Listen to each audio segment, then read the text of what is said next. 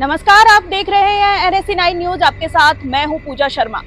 उपचुनावों में टोंक जिले की देवली उनियारा सीट से निर्दलीय उम्मीदवार नरेश मीणा द्वारा एसडीएम को थप्पड़ मारे जाने के मामले में विरोध प्रदर्शन जारी है। इस पूरे मामले में ने विवाद एक तूल पकड़ लिया है और इस पूरे घटनाक्रम को लेकर आरएएस एसोसिएशन और कर्मचारी संगठन ने भी विरोध दर्ज कराया। आज सेक्रेटरीट में महात्मा गांधी की प्रतिमा है, इसके पास में आरएएस एसोसिएशन और कर्मचारी संगठन दोनों के अधिकारी कर्मचारी यहाँ पर धरने पर बैठे हैं। आज दिन भर राजस्थान में पेन डाउन भी रहा। आइए हम आरएएस एसोसिएशन के अध्यक्ष महावीर खराड़ी जी से बात करते हैं। इस पूरे घटनाक्रम में उनकी क्या प्रतिक्रिया है। नरेश मीणा गिरफ्तार हो चुका है, इसके लिए मैंने पूर्व में भी माननीय मुख्यमंत्री महोदय को धन्यवाद ज्ञापित किया। अब हम पर्सनली मिलके मुख्यमंत्री महोदय को धन्यवाद देना चाहते हैं। हमने समय मांगा था, हमको शाम का समय मिला है। हम मुख्यमंत्री महोदय से मिलके हमारे साथ में अन्य संघों के अध्यक्ष भी हैं, वो भी अपनी बात रखना चाहते हैं और सबकी ये डिमांड है कि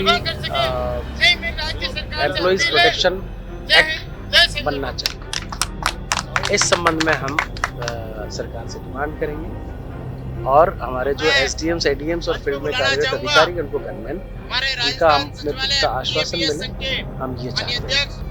धरना अभी तो हम बस ये मीटिंग है, ये धरना नहीं है, ये हमारा एक विरोध प्रदर्शन है। गिरफ्तारी तक का धरना था वो तो है।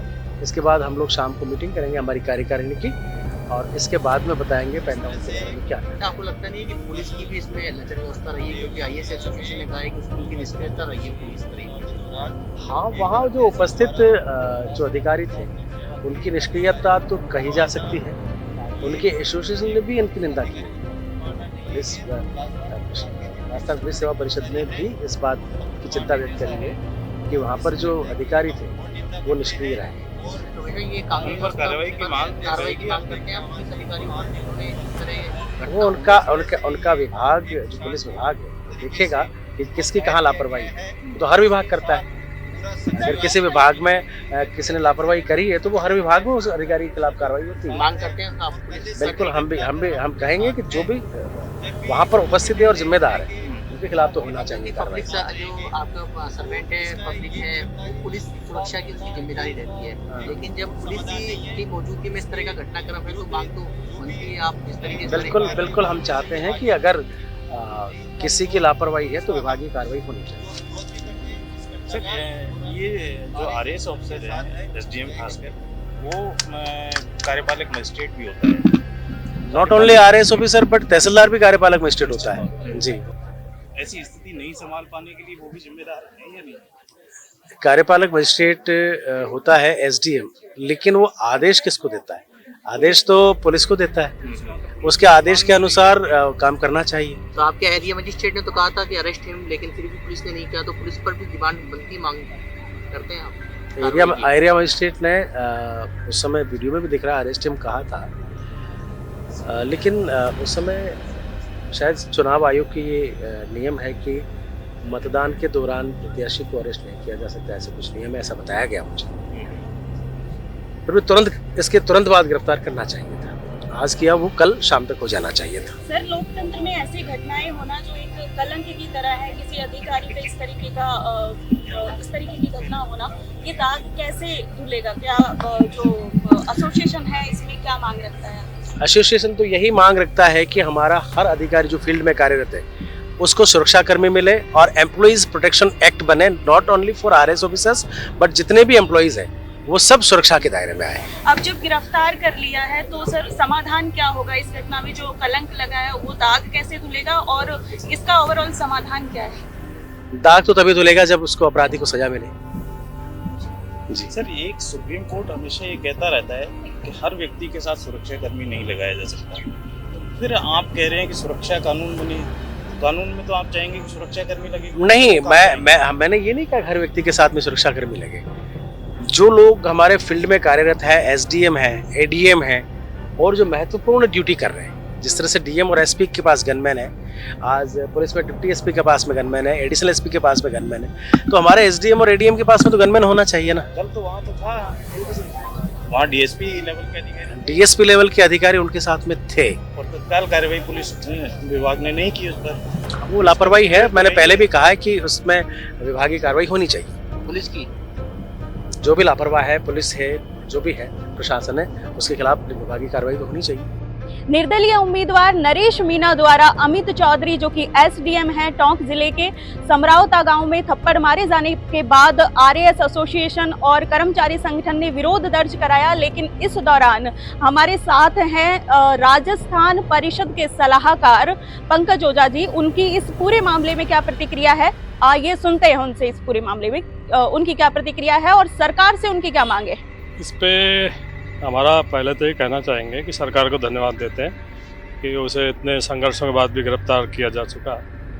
और चुनाव आयोग से डिमांड है कि इस तरह के लोग राज्य की सबसे बड़ी पंचायत में आते हैं तो कैसा आतंक का राज होगा देख के भय होता है। तो ऐसे लोगों को परमानेंट डिबार किए जाने की SOP हो।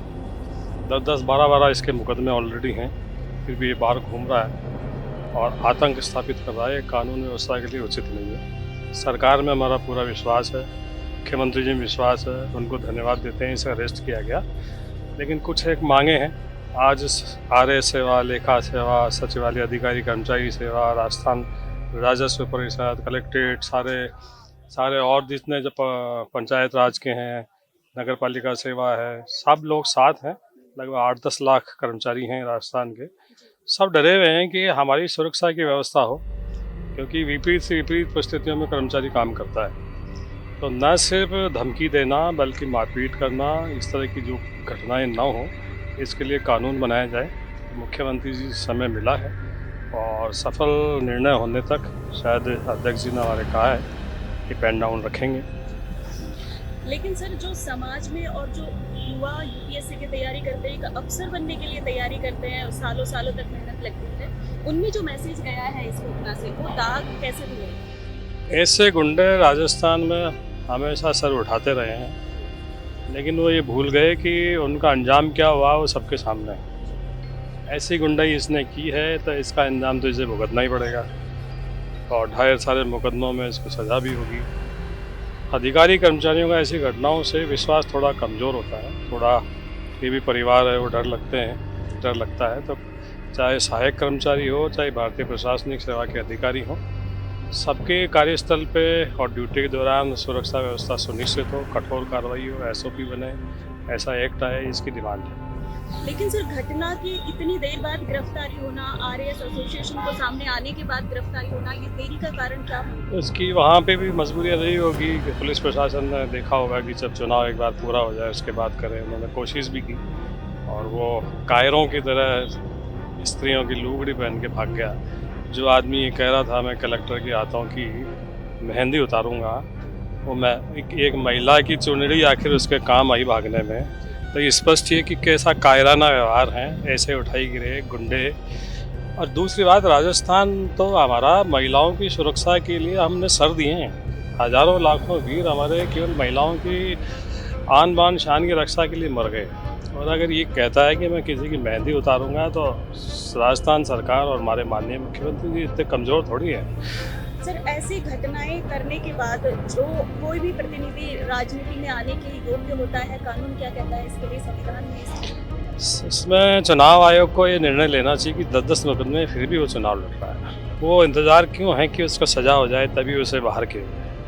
इस पे चुनाव आयोग से हमारे सेशन के स्तर पे भी विभिन्न घटनाओं का हवाला देते हुए मांग करेंगे कि कुछ तो लगाम लगे। चाहे उसको एक बार चुनाव के लिए बाहर करें, कुछ भी है, वो ऐसा एक्ट लाने के लिए हमारी डिमांड रहेगी। लेकिन सर, अभी ये गिरफ्तारी से पहले, पुलिस के जाने से पहले भी उनके लगातार बयान और वीडियो वायरल हुए हैं। SDM को लेके उन्होंने काफ़ी अभद्र टिप्पणियां भी की हैं। उसको लेके क्या कुछ उसने SDM ही नहीं, SDM के साथ कलेक्टर, पुलिस प्रशासन, दूसरे कर्मचारी, सभी जातियों के लिए, सभी के लिए उसने अभद्र टिप्पणियां की है। और ये मुझे तो लगता नहीं कि राजस्थान का एक अदना सा आम आदमी भी जो राजस्थान को प्यार करता होगा, जिसको राजस्थान के हेरिटेज और इतिहास के बारे में पता होगा, स्वागत करेगा। ऐसे लोग ऐसे कुकुर मुत्ते की तरह पैदा होते हैं और उस वक्त सिस्टम प्रशासन उन्हें रौंद ही देता है, ये भी नष्ट हो जाएंगे।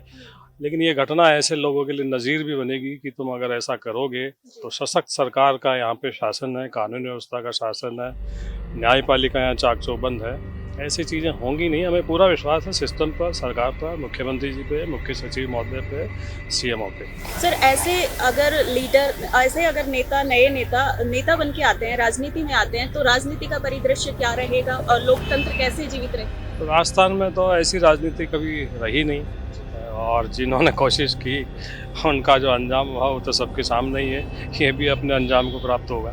और अब प्रशासन, पुलिस और कोई किसी से सहायता तो प्राप्त कर पाएगा नहीं, कहीं ये बैठ सकेंगे नहीं, कहीं इज्जत इन्हें मिलेगी नहीं, तो ये तो नुकसान का ही है। जो भी चुनाव लड़ना सबका अधिकार है, समझदारी से लड़ें, शांति से लड़ें, सभी लड़ते हैं। हमारे एसोसिएशंस के भी चुनाव होते हैं, वोट मांगना हमारा दायित्व है, वोट जनता देगी नहीं देगी वो उसका अपना फर्ज है, हमको सबको उसका सम्मान करना चाहिए।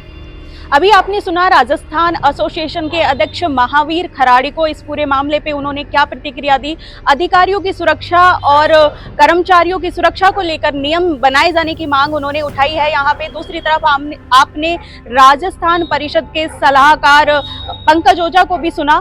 इस पूरे मामले ने तूल पकड़ लिया है। समरावता गाँव में अभी भी पुलिस फोर्स पड़ी है, लेकिन गिरफ्तारी के बाद, नरेश मीणा की गिरफ्तारी के बाद अधिकारियों ने पेन डाउन स्थगित कर दिया है, कामकाज जारी कर दिया है, क्योंकि आज उनकी सीएम मुख्यमंत्री से मीटिंग होनी है। इस पूरे मामले में क्या कुछ रहता है, सरकार और प्रशासन इस पे क्या कदम उठाते हैं, क्या इस तरीके की घटनाएं फिर से होंगी या फिर उन पे किसी तरीके का एक्शन लिया जाएगा, ये तो देखने वाली बात होगी। NSE 9 के लिए पूजा शर्मा की रिपोर्ट।